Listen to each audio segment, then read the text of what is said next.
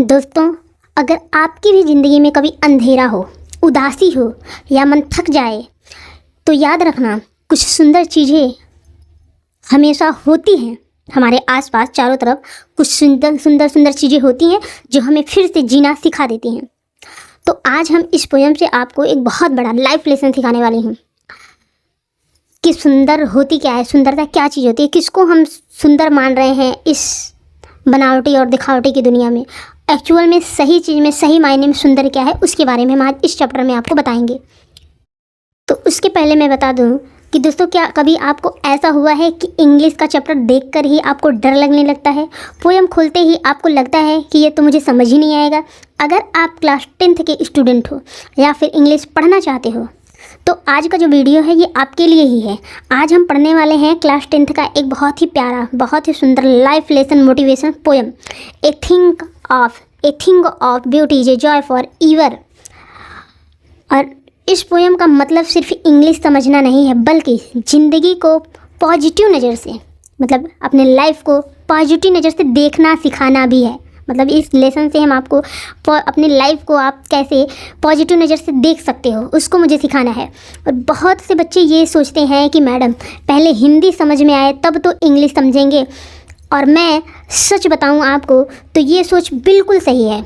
इसलिए इस चैनल पर हम हर इंग्लिश चैप्टर का पहले हिंदी में समझते हैं, हिंदी में एक्सप्लेनेशन देते हैं, हिंदी में उसको समझते हैं, फिर उसका हम मीनिंग देते हैं, फिर लाइन बाय लाइन हम उसको एक्सप्लेन करते हैं और धीरे धीरे इंग्लिश बोलना और समझना और पढ़ना और लिखना सब सिखाते हैं। तो इंग्लिश कोई रटने वाली चीज़ नहीं है। ये सबसे मेन पॉइंट, सबसे ज़रूरी है कि आप इंग्लिश को मत रटो और ना ही इसको रट्टा मारो और ना ही इसको बार बार मतलब रटने की ज़रूरत नहीं है। सिर्फ इंग्लिश समझने वाली एक भाषा है। और इस पोएम में पोएट ये बताते हैं कि आपकी ज़िंदगी में चाहे कितनी भी प्रॉब्लम्स क्यों ना हो, अगर आप छोटी छोटी सुंदर चीज़ों को महसूस करना सीख लेते हो तो वो आपको हमेशा खुशी देती हैं। अगर यही बात हम इस पोएम के थ्रू सीखेंगे तो मैं आपसे एक रिक्वेस्ट करती हूँ, जब भी इंग्लिश चैप्टर आप पढ़ो तो सिर्फ उसको रटो नहीं, पहले उसको समझो, फिर उसको फील करो आप, और फिर इंग्लिश से दोस्ती कर लो। इस चैनल का मकसद सिर्फ एग्ज़ाम पास करवाना नहीं है, बल्कि इंग्लिश का डर निकालना है। यानी कि मतलब हमारे इंडिया में 90% से ज़्यादा स्टूडेंट हैं या पेरेंट्स हैं या टीचर हैं, उनको इंग्लिश का डर है। तो मुझे इंग्लिश का डर निकालना है, हिंदी से इंग्लिश का ब्रिज बनाना सिखाना है और स्टूडेंट को कॉन्फिडेंस बनाना है, उनका कॉन्फिडेंट बढ़ाना है, उनका कॉन्फिडेंट बिल्ड करना है। अगर आप चाहते हो कि हर इंग्लिश चैप्टर ईजी हो, हिंदी के साथ हो और बिल्कुल टीचर की भाषा में समझाया जाए, तो आप अभी इस चैनल को सब्सक्राइब कीजिए, वीडियो को लाइक कीजिए, कमेंट में लिखिए कि मैम मुझे इंग्लिश सीखनी है, क्योंकि जब आप लिखते हो तब मुझे पता चलता है कि मैं सही दिशा में पढ़ा रही हूँ। चलिए अब शुरू करते हैं। A thing of beauty is a joy for ever. इस चैप्टर का मतलब ही है कि सुंदरता की चीज़ें जो सच में, जो रियली में सच सुंदर होती हैं, वो हमेशा के लिए सुंदर होती हैं, वो हमेशा के लिए खुशियाँ देती हैं। इस लाइन का ये मतलब है। और इस पोएम को लिखा है जॉन कीट्स ने। ठीक है, इस पोएम को लिखा किसने है? जॉन कीट्स ने। तो उन्होंने इस पोएम में बहुत बड़ी गहरी बातों को लिखा है और वो एक इंग्लिश पोएट थे। ठीक है, तो जॉन कीट्स 1795 और 1821 an English poet was one of the most popular of all British romantic poets. ठीक है, देखिए यहाँ पे इसका मतलब ये है कि ये एक इंग्लिश पोएट थे। जॉन कीट्स एक इंग्लिश के पोएट थे, कवि थे, और वो सभी ब्रिटिश रोमांटिक पोएट में सबसे पॉपुलर थे, एकदम टॉप पर थे। और his poems are characterized by imaginary from nature. और इनका जो जितनी भी पोएम्स होती हैं, कविताएं होती हैं, वो इमेजिनरी फ्रॉम नेचर, नेचर से एकदम इमेजिनरी इमेज की गई हैं, छापी गई हैं, नेचर के बारे में बताती हैं। ठीक है, that appealed to one the sense, मतलब ये नेचर के सेंसों को बताते हैं, हमें समझाते हैं। The present poem is the first stanza of a longer poem Endymion based on Greek mythology. The first line has become proverbial. The poem was first published in 1818. सबसे पहले मैं थोड़ा सा पोएट और पोएम के बारे में बात करती हूँ। देखिए, John Keats 1795 1821, an English poet was one of the most popular of all British romantic poet. इसका मतलब है कि जॉन किट्स एक इंग्लिश पोएट हैं, ठीक है, एक इंग्लिश पोएट थे और वे one of the most popular, मतलब बहुत अधिक फेमस थे, प्रसिद्ध थे, पॉपुलर थे, of all British romantic poet, मतलब सभी ब्रिटिश रोमांटिक पोएट में वो सबसे प्रसिद्ध पोएट थे, सबसे प्रसिद्ध पोएट थे। पोएट आप जैसे कह सकते हैं कि कवियों में सबसे लोकप्रिय कवियों में से वो एक थे, ठीक है, रोमांटिक कवियों में से सबसे लोकप्रिय कवियों में से वो एक थे। His poems are characterized by imaginary from nature that appeal to one's sense. His poems मतलब उनकी जो कविताएं हैं, उनकी कविताओं में प्रकृति से, ठीक है, प्रकृति से लेके ऐसी, इमेजिनरी का मतलब होता है कि कल्पनाओं, ठीक है, तो प्रकृति से ली गई ऐसी कल्पनाओं का प्रयोग किया गया है, ऐसी कल्पनाओं का प्रयोग किया गया है, ऐसी कल्पनाओं को एकदम कैरेक्टराइज किया गया है, मतलब उसमें बताया गया है, दिखाया गया है कि that appealed to one's sense, जो कि ऐसा बताया गया है, प्रकृति की छवियों को ऐसा दिखाया गया है कि जो इंद्रियों को मोहित कर लेती है, ठीक है। तो सेंस का मतलब होता है इंद्रियां, जो हमारी इंद्रियां हैं 5, तो उनको इनकी जो पोएम्स होती हैं वो उसे मोहित कर लेती हैं, ठीक है, अपने आप अपनी तरफ आकर्षित कर लेती हैं। तो the present poem is the first stanza of a longer poem Endymion based on Greek mythology. यह जो कविता हम पढ़ने जा रहे हैं, ये जो कविता हम पढ़ रहे हैं, यह जो कविता है, इस कविता के बारे में बताया गया है कि यह जो कविता है ये ग्रीक पौराणिक, ठीक है, ग्रीक पौराणिक पर आधारित है। बेल्ट यानी आधारित है, एक लंबी कविता, ग्रीक पौराणिक पर आधारित यह एक लंबी कविता इंडीमियन का पहला छंद है, फर्स्ट स्टैंजा, मतलब ये इंडीमियन का पहला छंद है। इंडीमियन एक बहुत लंबी पोयम है, उसका ये पहला छंद है। The first line has become proverbial, और जो ये पहली लाइन है ना, ये पहली लाइन कहावत बन चुकी है। ये जो पहली लाइन है, पंक्ति है, ये एक कहावत बन चुकी है। और यह कविता पहली बार 1818 में पब्लिश्ड हुआ, मीन्स प्रकाशित हुआ, छपा, ठीक है। अब ये थी पोएम और पोएट के बारे में नॉलेज। अब हम आते हैं अपनी पोएम पे, जो हमें बहुत सी चीज़ें सिखाने वाली है। तो जैसे मैंने शुरू में बताया हुआ था, a thing of beauty is a joy for even, ठीक है। A thing of a beauty is a joy for ever का मतलब होता है, ए थिंग ऑफ ब्यूटी मतलब सुंदर जो चीज़ें होती हैं, ठीक है, सुंदर, ब्यूटी मतलब सुंदर की जो चीज़ें होती हैं, सुंदर जो सुंदर चीज़ें होती हैं। Is a joy for ever, is a Joy मतलब वो देती हैं, जॉय करती हैं, आनंदित होती हैं, आनंद देती हैं, फॉर एवर हमेशा के लिए। अब इस लाइन में कवि का कहना ये है, कवि इस लाइन से हमें ये बताना चाहते हैं कि सबसे पहले ये कवि ये कहते हैं कि कोई भी सुंदर चीज़ हमेशा खुशी देती है, यानी कि आपको ऐसे चीज़ें लेनी है कि जो हमेशा खुशी दे, ठीक है। तो कोई भी चीज़ वो हमेशा खुशी देती है, वो कौन सी चीज़ है जो हमेशा खुशी देती है, वो आगे इस चैप्टर में पता चलेगा। तो नेक्स्ट लाइन है, इट्स लवलीनेस इंक्रीजेज, वो जो खुशी जो हमेशा खुशी देती हैं, कुछ चीज़ें ऐसी होती हैं, उसकी जो लवलीनेस है, उसकी जो खुशियाँ हैं वो बढ़ती जाती है, ठीक है, वो बढ़ती जाती है। It will never pass into nothingness, और वो ऐसी चीज़ें होती हैं जो कभी ख़त्म ही नहीं होती, कम ही नहीं होती। अब उदाहरण के तौर पे मैं बताऊं तो आपको एग्जांपल बताऊं तो मैं जैसे बचपन में माँ का प्यार मिलता, ठीक, छोटा सा बच्चा है, रो रहा है, खेल रहा है, कुछ भी कर रहा है, लैट्रिन बाथरूम, तो वो जो माँ का प्यार होता है ना, वो समय के साथ बढ़ता जाता है। आप कितने भी बड़े, कितने भी महान बन जाएंगे तो आप उस प्यार को महसूस करेंगे, भूलेंगे नहीं, ठीक है। तो वो बचपन से लेकर बड़े होने तक वही सुकून देता है, माँ का प्यार, वही छाँव, वही आंचल। तो इसमें ये बताया गया है, बट लेकिन still will keep a bower quiet for us and as a sleep. So but लेकिन जो still will keep a bower quiet for us, मतलब वो जो सुंदरता की जो चीज़ है, माँ का आंचल है, छाँव है, या फिर और जैसे कि कुछ चीज़ें होती हैं जो हमें शांति देती हैं, क्वाइट एकदम शांति देती हैं, एकदम छाया ठंडक वाली एकदम शांति देती है, सुकून देती है। जैसे हम कहीं कुटिया बना के पेड़ में रहते हैं, नीचे रहते हैं, तो जंगल में भी अगर कुटिया बना के उसके छाँव के नीचे रहते हैं तो वो हमें क्या करती है, सुकून देती है।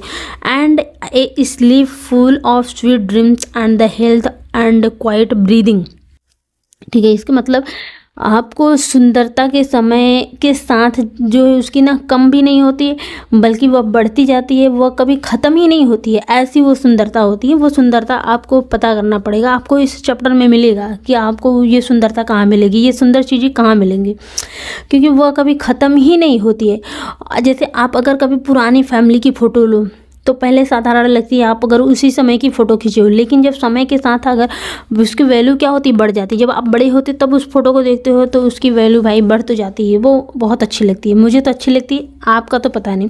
आप कमेंट में बताओ आपको कैसा लगता है। अब आगे इस लाइन में जो कवि बताते हैं वो ये बताते हैं कि सुंदरता हमारे लिए शांत जगह बनती है और जो हमें मीठे सपने और सुकून देती है। ठीक है, जो मीठे हमें सपने और सुकून देती हैं।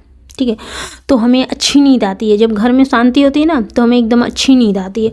उसके बाद इसमें बताया गया कि and health and quiet breathing therefore on every morrow we breathing. अब एंड हेल्थ मतलब हमारा जो स्वास्थ्य है, और क्वाइट ब्रीदिंग हमारी जो अच्छी सांसें हैं, अच्छी जीवन है, इसका मतलब है देयरफॉर इसलिए ऑन एवरी मॉरो मतलब हर दिन, मॉरो का मतलब होता है हर दिन, ब्रीदिंग मतलब हम क्या करते हैं कि कुछ काम करते हैं। A flowery bond to bind the earth मतलब हम रोज़ सुंदर चीज़ों से अपने जीवन को जोड़ते हैं, अपने जीवन को बांधते हैं, हर रोज़ जीवन को जोड़ते हैं। सुबह भगवान के सामने हम फूल भी रखते हैं, और ये फ्लावरी बॉन्ड मतलब फूल को बांधते हैं, बाइंडर्स मतलब फूल भी हमें बांधा हुआ है टू द पृथ्वी से। ठीक है, तो फूल हमें पृथ्वी से बांधा हुआ है। जैसे फूल पृथ्वी में ही खिलता है लेकिन वो इतना सुंदर लगता है, उसको हमें बांधा हुआ है, एक दूसरे से सुंदरता को दिखाता है। अब प्रकृति के बारे में ही ज़्यादा बातें हुई हैं कि प्रकृति जो दवा है एक और एक सुकून है, इसी के बारे में पोएम ने बताया है। तो जो अगर आप समझ गए तो आपके लिए लाइफ बहुत ईजी हो जाएगी। तो उसके बाद वो बताते हैं कि spite of dependence of the inhuman dearth. इसके पहले मैं बता दूं कि इसका अगर अलग अलग आप मीनिंग निकालोगे केवल इंग्लिश का तो वो अलग हो जाएगा, लेकिन अगर इसका भाव समझोगे तब आपको समझ आएगा कि नहीं सच में इस पोएम का भाव क्या है। ठीक है, तो स्पाइट ऑफ डिस्पोंडेंस इसका मतलब होता है कि स्पाइट ऑफ डिस्पोंडेंस का हिंदी होता है मतलब कि इसमें कुछ जीवन में आपके कुछ निराशा, कुछ बुरे लोग, कुछ अंधकार भी छाएगा, आपके रास्ते में आएंगे, अंधेरे रास्ते भी होंगे। ऑफ द इनह्यूमन डर्थ मतलब कुछ इनह्यूमन होंगे, मतलब एक अमानता भी आएगी, मतलब दुष्ट लोग भी मिलेंगे आपको, खराब लोग भी मिलेंगे। और उसके बाद में ए नोबल नेचर, और एक नोबल नेचर आपको एकदम जिसके कहते हैं एकदम अच्छा प्रकृति जो है आपको मिलेगा। आप द ग्लूमी डेज इस उदास दिन में भी आपको अच्छे नेचर प्रकृति के एकदम अच्छे आपको उदाहरण मिलेंगे जो बहुत अच्छे रहेंगे। इसका मतलब यह है कि दुख, उदासी और गलत रास्ते भी जीवन का हिस्सा ही हैं। जैसे आपके सुख दुख लगा रहता है तो आपके समय में कभी स्ट्रेस आएगा। इस समय का जो एग्जाम्पल बता रही हूँ, कुछ स्ट्रेस सबको परेशान करती है, कंपटीशन हमें परेशान कर देती है, हम कंपटीशन के पीछे भाग रहे हैं, उनको कंपटीशन देख रहे हैं, उनका कंपटीशन लेवल, उनसे कंपटीशन कर रहे हैं। ठीक है, अलग अलग लोगों से हम कंपटीशन करते रहते हैं। और एक सबसे बड़ी आजकल की जो है वो है एडिक्शन, मोबाइल का एडिक्शन। ठीक है, तो हम मोबाइल के एकदम एडिक्शन हो चुके हैं, एकदम मोबाइल के आदी हो चुके हैं। तो ये सब आज की परेशानियां हैं, और जो हमारे अंधेरे रास्ते के उदाहरण हैं, अंधकार है, ठीक है, बुरे लोग हैं, बुरे सामान हैं, ये सारी चीज़ें। अब आगे उन्होंने ये बताया कि made for search our searching yes in spite of all some shape of beauty moves away the pall. ठीक है, मेड फॉर आवर सर्चिंग, तो जब हम मेड फॉर आवर सर्चिंग हमने आपको कुछ खोजते हैं, बनाते हैं, या हाँ इन स्पाइट ऑफ ऑल इन सभी के बावजूद अगर हम खुशियाँ खोजें तो हमें कहाँ मिलेगी। Some shape of beauty moves away the pall, कुछ खुशियाँ हमें मिलती हैं, कहाँ पे मिलती हैं, यहाँ पे मिलती हैं। From our dark sprite such the sun the moon, वो कहाँ पे मिलती हैं। जैसे यहाँ पे बताया गया है कि कुछ जो आपको इन सब के बावजूद कोई ना कोई सुंदर चीज़ हमारे मन में अंधेरा दूर कर देती है, वो सुंदरता हमारे दुख को एकदम निराशा को हटा देती है। उदास मन में जैसे पसंदीदा आप गाना सुन लो ना, उसी तरह से आप सुनते हो तो आपका मन हल्का हो जाता है। उसी तरह से सूरज, जो हमारे सूरज हैं सूरज भगवान जिनको हम लोग बोलते हैं। तो ये जो सूरज हैं और ये जो चंद्रमा हैं और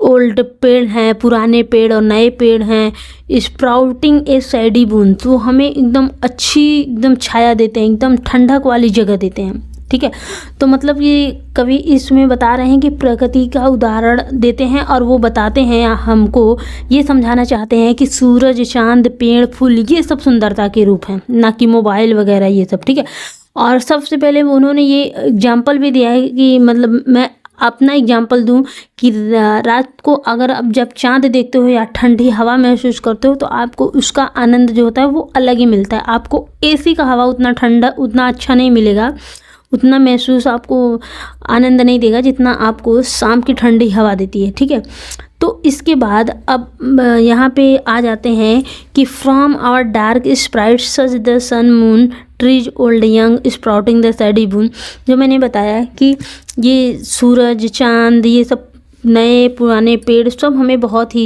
एकदम ठंडक, शीतल, एकदम बहुत अच्छी से हमें सुंदरता अपनी हमारे ऊपर देते हैं और हमें एकदम बदल देते हैं हमारे मन को। ठीक है, इनकी सुंदरता अलग ही है, वो हमें खुशी देती हैं। उसके बाद for simple sea and such as daffodil, मतलब कुछ फूल होते हैं, फूल भी हमें बहुत एकदम सुकून देते हैं। आप किसी भी हालत में हो, फूल देखो तो आपका मन बगीचे में जाइए, बगीचे में जाइए, आप एकदम आपका मन ही बदल जाएगा। With the green world they live in and clear reels that for themselves a cooling covert made. देखिए जो होता है ना कि मिल जो आप वो करते हैं, ऐसे तो ब्लूम्स होते हैं कि कली देखेंगे तो आपका मन बदल जाता है और सारी चीज़ें अलग अलग होती हैं कि that for themselves a cooling covert make giant the hot season the mid forest brake rich with the sprinkling of fair musk rose blooms. ठीक है, तो आगे इस लाइन में कभी हमें ये बताना चाहते हैं कि जंगल और फूल भी सुंदरता के उदाहरण हैं। ठीक है, आप जंगल में चले जाइए तो आपको वहाँ पे बहुत ढेर सारे फूल, पेड़ पौधे मिलेंगे। तो वो यहाँ पे यही बताना चाह रहे हैं कि जंगल और पेड़ जो है ना कि घने जंगल और सुगंधित फूल मन को खुशी देते हैं, वो हमेशा खुशी देते हैं। अब आप कभी ऊँचे आपकी जो उच्चार होती हैं, कवि के ऊँचे ऊँचे एकदम विचार हैं, वो बता रहे हैं, हमको समझाने की कोशिश कर रहे हैं इस पोएम के द्वारा। And such too is the grandeurs of the doom, grandeurs of the doom we have imagine for the mighty dead. ठीक है, तो इस प्रकार से वो बताते हैं कि महान लोगों की कहानियाँ भी एकदम सुंदर होती हैं। ठीक है, वो भी महान लोगों की कहानियाँ, पहले की जो कहानियाँ हैं महान लोगों की, वो भी एकदम सुंदर हैं, वो हमें सुंदरता प्रदान करती हैं। देखिए, तो उसके बाद उन्होंने आगे ये भी बताया कि महान लोगों के जो विचार होते हैं जो वो भी we have imagine for the mighty day.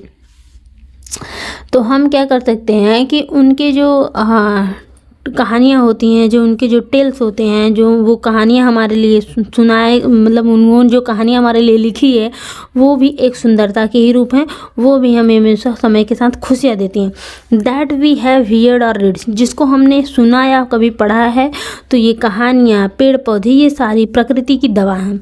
An endless fountain of immortal drink, and endless fountain and immortal drink का मतलब होता है सुंदरता अमर है। सुंदरता क्या है? जो ये सारी सुंदरता है, ये प्रकृति की सुंदरता, ये अमर है, इमोर्टल है। ठीक है, तो ये सुंदरता एकदम अमर है, ये हमें लगातार शक्ति देती है। ठीक है, जब हम पीते हैं तो ये हमें हमेशा शक्ति देती है, या हम इसको पढ़ते हैं, देखते हैं तो हमें हमेशा ही शक्ति देती है। Pouring unto us from the heaven's brink. ठीक है, तो ये जो सुंदरता है वो हमेशा हमें खुशी ही देती रहती हैं, और ये सुंदरता स्वर्ग से बहने वाली अमृत धारा जैसी है। ठीक है, और उसके बाद में ये जैसे उसका एग्जाम्पल देखें तो बचपन की प्यारी यादें कभी पुरानी नहीं होती हैं। तो हमने ये देखा है कि सुंदरता हमें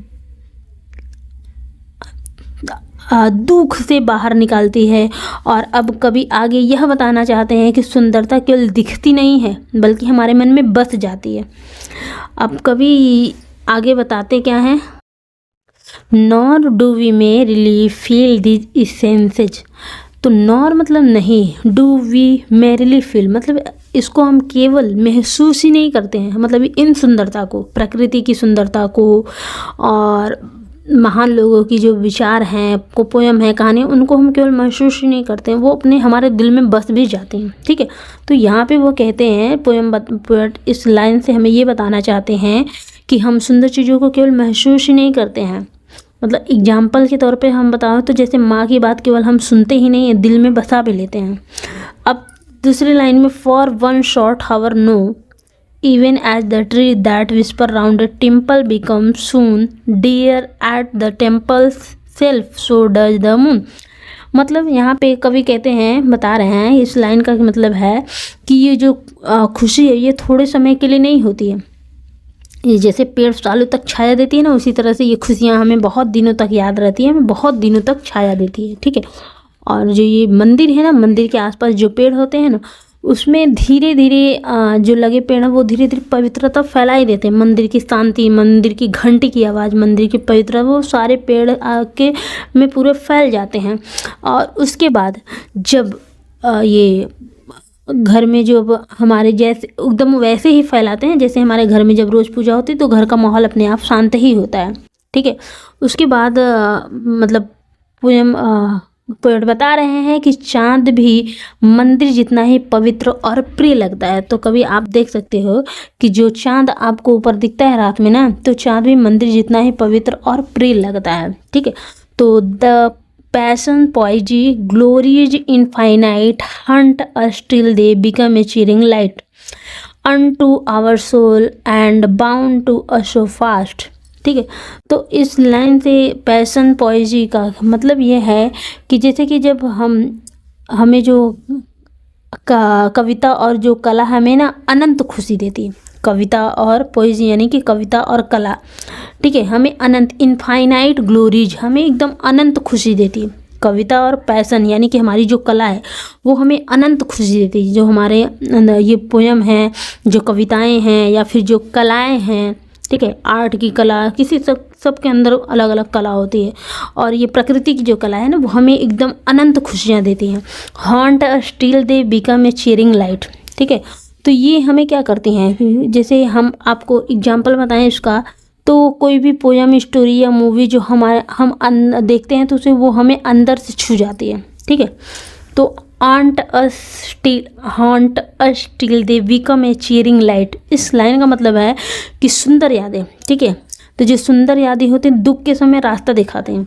ठीक है, हॉन्ट मतलब जो हमें दुख पहुंचाती हैं, जो हमें दुख का समय जब होता है तो ये सुंदर यादें हो जो होती है, ये सुंदरता की जो चीज़ें हैं वो हमें चीयरिंग लाइट मतलब हमें खुशी का रास्ता दिखाती हैं, हमें खुश रखती हैं, खुशियों की तरफ लेके जाती हैं, हमें ये भुला देती हैं हमारे दुखों को। ठीक है, हमारा कितना भी दुख हो, ये खुशियाँ हमें एकदम, ये सुंदरता हमें खुशियाँ देती हैं, खुशियाँ का रास्ता दिखा देती हैं।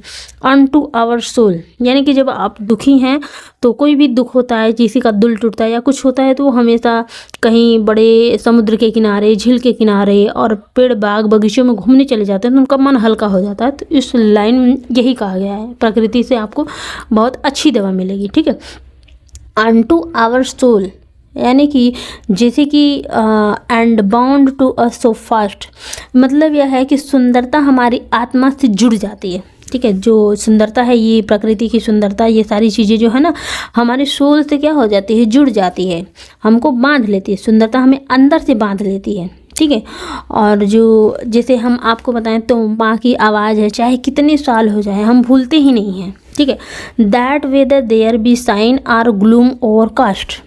ठीक है, तो इसमें इस लाइन का ये मतलब है, कवि इस लाइन के जरिए हमें ये बताना चाह रहे हैं कि चाहे जीवन में सुख हो या दुख हो, ठीक है, तो वेदर यानी कि चाहे देयर बी साइन यानी कि खुशियाँ हो, यानी कि चमक हो, आर ग्लूम यानी कि या तो उदासी छाया हो, ओवरकास्ट मतलब इसका मतलब यह है कि हमारे जीवन में चाहे कितनी भी खुशियाँ हो या चाहे कितनी भी दुख आ जाए, ठीक है, चाहे अच्छा समय हो या बुरा समय हो, they always must be with us, वे हमेशा हमारे साथ ही रहेंगे, आर वी डाई।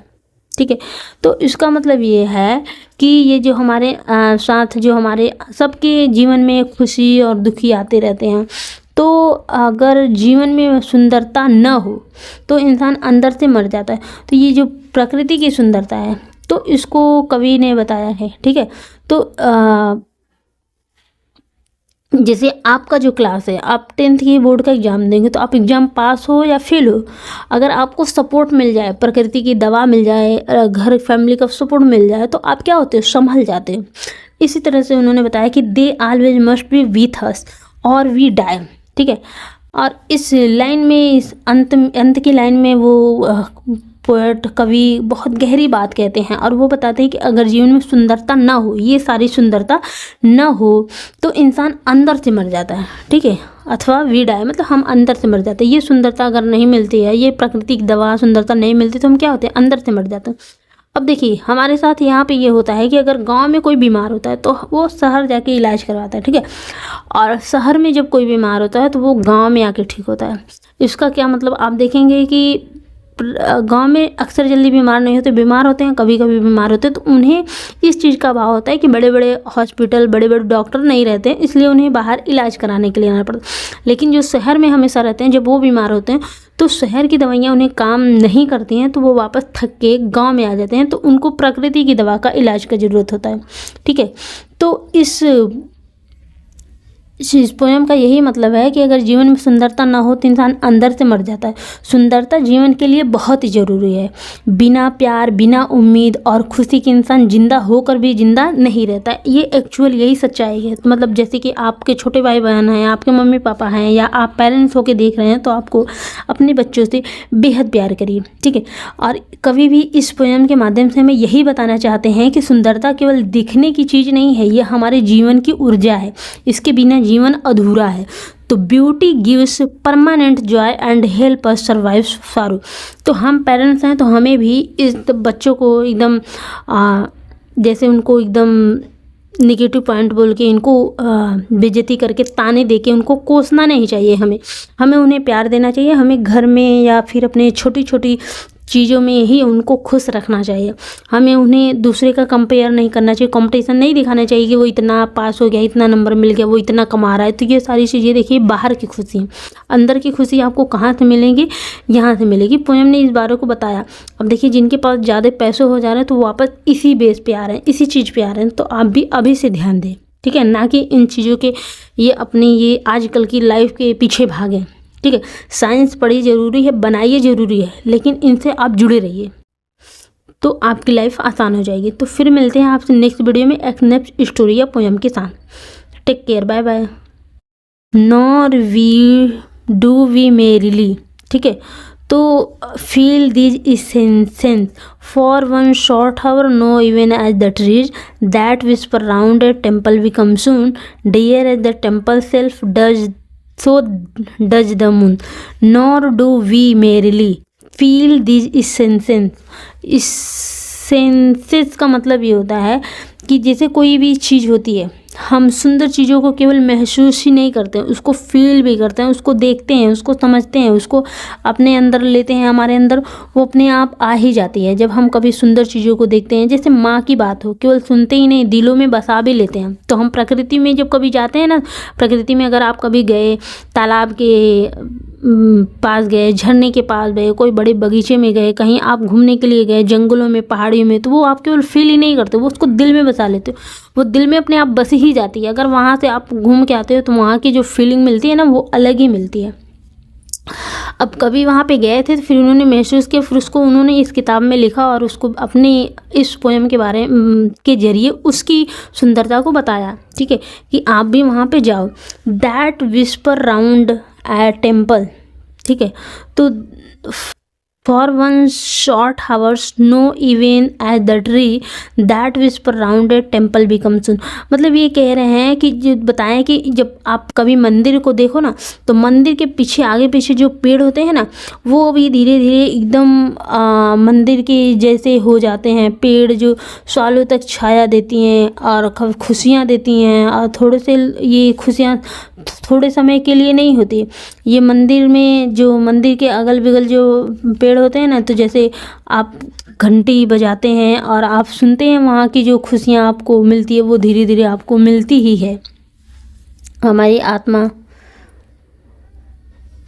को अब रात में जब हम अपने आप को देखते हैं कि चाँद भी मंदिर जितना ही एकदम पवित्र और प्रिय लगता है, ठीक है। जो चाँद है ना वो मंदिर की जितना एकदम प्रिय लगता है। Dear as the simple self